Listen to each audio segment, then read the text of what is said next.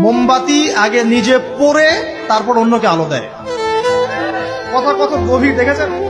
মোমবাতি আগে নিজে কি হয়, পুড়ে যায়, তারপর অন্যকে আলো দেয়। আমাকে আগে পুড়তে হবে তো। চেষ্টা করতে করতে করতে করতে আপনি যদি ব্যর্থতার অতল তলে চলে যান নূহ আলাইহিস সালামের মতো, তখন বলতে হবে রব্বি আন্নী মাগলুবুন ফান্তাসির, আল্লাহ আমি পরাজিত, আমাকে সাহায্য করুন। যখন দেখবেন জীবনে আপনি হোঁচট খেয়েছেন, আপনি কোনো বিপদে পড়েছেন, কেউ নেই আপনাকে সাহায্য করার, সিজদায় পড়ে কান্নাকাটি করছেন, দেন দেখছেন আপনার সামনে সেই বস্তুটা হাজির, আপনি বুঝতে পারবেন আল্লাহ আছেন, আল্লাহ সত্যি আছেন।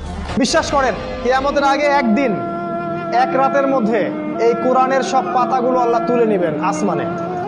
হাদিসে এসেছে কোরআনের শুধু পৃষ্ঠাগুলো থাকবে, কালি থাকবে না। এটা শেষ জামানায় হবে সামনে। তিনি আরো বলেছেন যে এই কোরআন পরকালে হয় এই উম্মার পক্ষে সাক্ষী দিবে অথবা বিপক্ষে সাক্ষী দিবে। এই কোরআন কথা বলবে কাল কিয়ামতের মাঠে, বলবে যে আমাকে সে তেলাওয়াত করে নাই, আমাকে গবেষণা করে নাই। আল্লাহ এই কোরআন নিয়ে তারা হেদায়েত খোঁজেনি, তারা অন্য জায়গায় হেদায়েত খুঁজেছে। আর কোরআন যার বিপক্ষে সাক্ষী দিবে কেউ কখনো তাকে এই পুরো দুনিয়াটাই অভিনয়ের মঞ্চ, আর আমরা সবাই নিজ নিজ জায়গায় অন্যের সাথে অভিনয় করছি। কোনো কোনো ক্ষেত্রে আমরা নিজেরা নিজেদের সাথে অভিনয় করছি।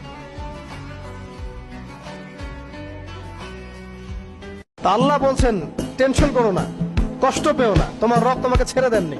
ওয়ালা সাউফা ইউতিকা রাব্বুকা ফাতারদা, তোমার রব তোমাকে শীঘ্রই দান করবেন আর তুমি সন্তুষ্ট হয়ে যাবে।